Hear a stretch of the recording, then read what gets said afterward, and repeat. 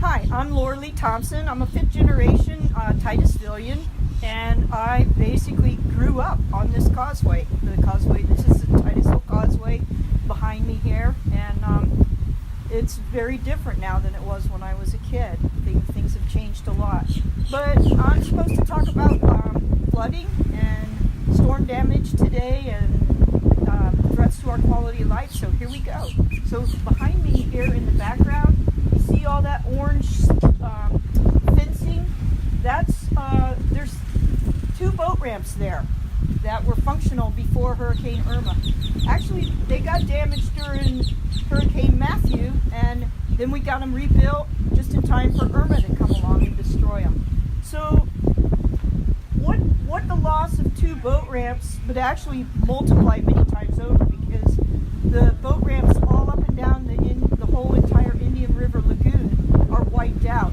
What that's done is it's affected the quality of life of the coastal residents, because most people that they live on the coast because they like to get out in the water and they own boats, and now people can't put their boats in the water.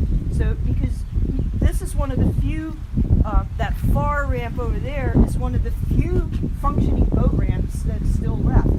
So it's made it, bad for us that want to put boats in the water.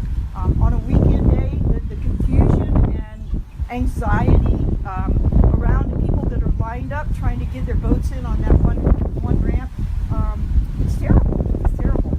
But then there's an economic impact also, because coastal towns and communities depend on income from people that live inland that also want to come over and enjoy our resources over here on the coast.